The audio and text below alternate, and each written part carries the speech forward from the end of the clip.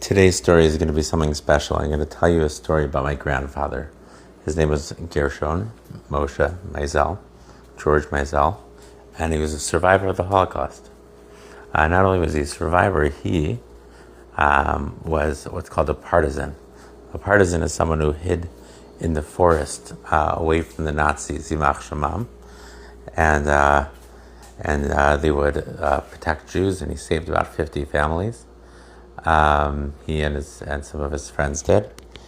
And during their journey, Hashem showed his hand many times for my grandfather and my grandmother, Alei Shalom, and I wanted to share a couple of the stories. I thought that the miracles that happened to them are a way to make a Kiddush Hashem. So, the first story I'm going to tell you is about my great aunt Faye, his sister, who had gotten very sick when they were in Nazi territory, and she got so sick with fever that she had to go to the hospital, and she became delirious. Delirious means that she was imagining seeing things, and that happens sometimes when the fever is really, really high.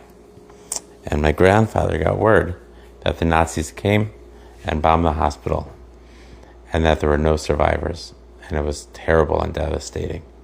And my Zayde was crushed, thinking, oh my gosh, my sister was there. And he had to go back for himself because he wanted to know and see for himself. And they traveled over to where she was in the hospital, and something amazing had happened. Remember I told you that my Aunt Faye had been delirious from her fever. So she imagined a red rubber ball that had fallen off her bed and bounced under it. She got off her bed and climbed under, and was under the bed at the moment that the bomb hit. And it saved her life. And Hashem had sent this incredible nace to protect her. Another story that had happened to my Zayde was in the forest. He and the rest of the partisan group had been hiding, and they heard, I don't know if it was a battalion or a group of Nazis walking, and they had to hide. And they're hiding behind bushes and trees, and trying not to be loud or to make even a single sound, because if they did, they could be discovered and everyone would be killed. And the scariest part was they looked up and they saw a deer. And what happens if a deer sees something? It gets afraid and it runs. Especially if it hears like a scary sound. That's what that, like if you ever see a deer and it gets nervous, that's exactly what it does. And they watched and they were terrified, because if the deer moved, then the Nazis would hear, and even though it wasn't them, and then they would come and check, and all of their lives were in serious danger. And what did Hashem do? The deer froze. It didn't move a muscle until the entire Nazi group passed by and went. And some people say, oh, the deer was afraid, it didn't want to move. And it could be. But first of all, it's so unusual. And for the deer to wait for that long. And we have things that happen to us all the time in life. And the question is whether we choose to see if Hashem's hand is there or not. And Hashem's hand was there and saved my Zayde and saved the entire group. It was mamash hanes. There were other times where they had been running away from the Nazis and being shot at and climbed over fences, and not a single one of them was touched. It was just nace after nace after nace. And Hashem had a direct hand. And I just think about how lucky and how blessed I am.